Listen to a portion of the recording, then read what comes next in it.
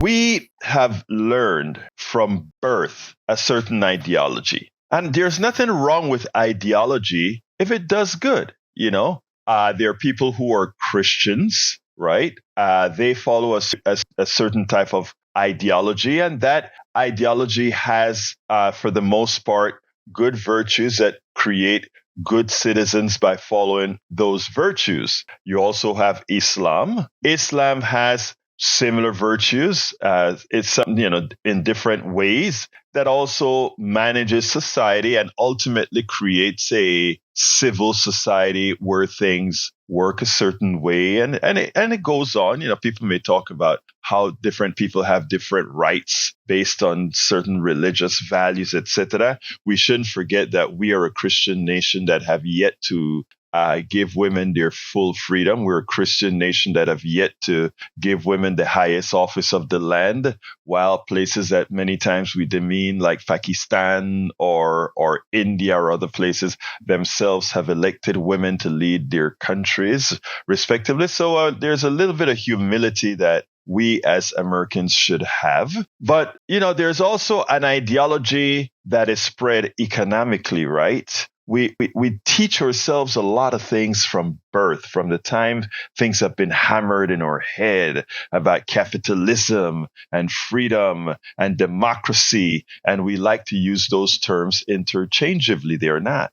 We love to use those terms interchangeably. I'd like to inform us all that the largest capitalist country in the world is actually a communist country, a country where people have hardly any rights. And that is where, again, China. China is the largest successful capitalist country. You don't hear we say that much because they're also likely the most efficient capitalist country, more efficient so than the United States. And why are they more efficient? Because they're also an autocratic country. An autocratic country doesn't depend on the complexities of having different opinions, and the complexities of people not wanting certain things over the other. Autocratic country is extremely efficient because what the autocrat says is what gets done. And as such, if we decide that changing a particular economic pointer in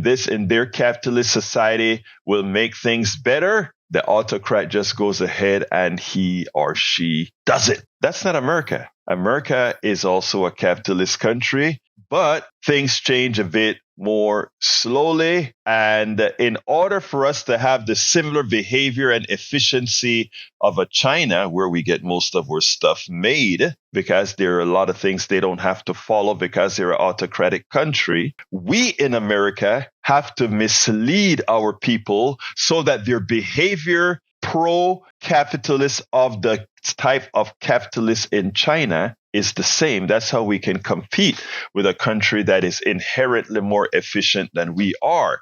Because remember, the complexity of different thought processes that we have here in the United States, because we're all independent thinkers, doesn't lend itself for the best and most efficient capitalist structure. So in order for us to get to those efficiencies that China has or that other capitalist communist countries have, we have to indoctrinate our own, which is what we've done a great, great job of doing. Indoctrinating our own. Let me give you the different forms of indoctrination. As you all know, one of my pet peeves is healthcare. Now think about it. Our entire healthcare system is a system. It's, yes, a capitalist system. And while it is inefficient for us all, the patients, it is superordinarily efficient for the capitalists. It is extraordinarily efficient for the capitalists. And why so? It is efficient for the capitalists because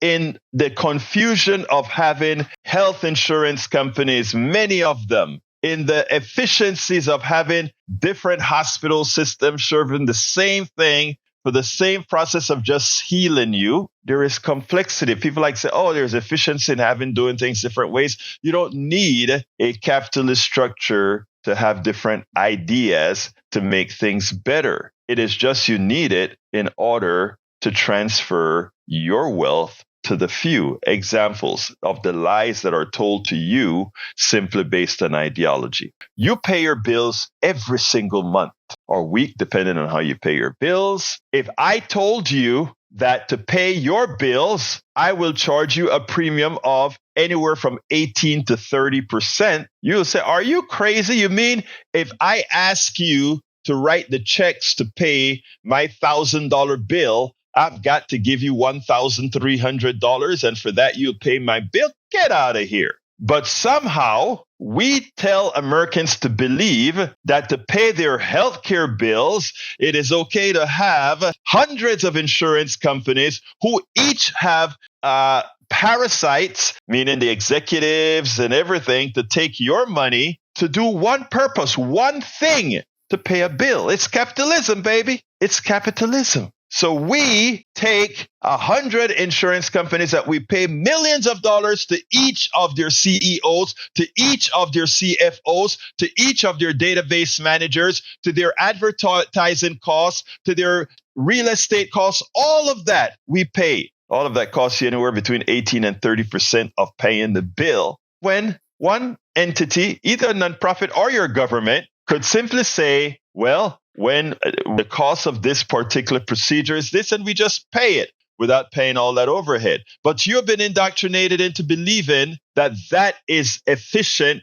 That gives you options. You are given the options to choose who's going to screw you. You get the options if it's going to be Aetna, if it's going to be Blue Cross, if it's going, whoever it is, you get the options to choose who screws you. But you get screwed no matter what. And the same thing we learn about employment, right? You learned that our Constitution guarantees contracts, notwithstanding that no contract we've ever signed with the indigenous people have ever been upheld, because when we found natural resources on their land, we simply break the laws, or when we want their land, we simply create the Trail of Tears or the Trail of whatever to stuff them where we don't want to be. But for the right people, we are a land of contracts. So you sign a contract to work, and no matter how productive you are, how intellectual you are to create things, we get a chance to take a piece of your pie, albeit legal, right?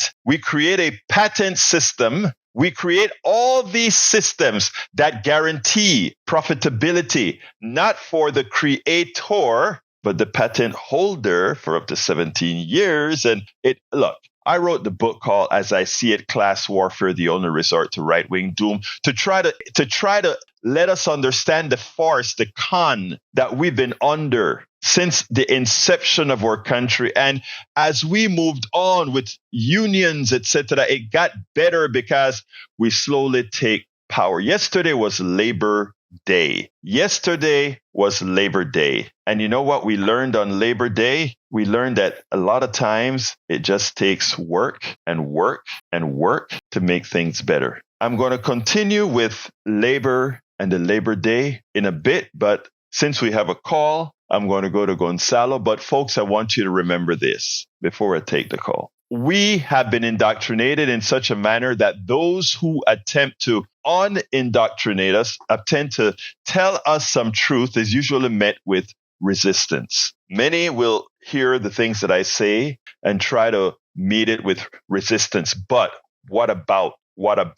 And I'm willing to tackle every single what about. But the one thing we're not going to not tackle is the truth, the verifiable truth. I mean, nothing is hidden from us. It is all there for us to see. We have to want to see it, and we have to want to actually read it. They bet on you when they came out with Project 2025. Notice they put it all out there for you to see, but the bet was you were too stupid to read it. They put out Project 2025, but the bet was you will look at it and assume that if it's there and written by the people you like of your ideology, that somehow it couldn't be as bad as we say that it is. We got to wake up. We got to wake up and realize that we are in it together and should never cede ourselves to the autocrat. Because the ultimate bottom line is, if you like communist China, remember, capitalism has nothing to do with freedom. Capitalism has nothing to do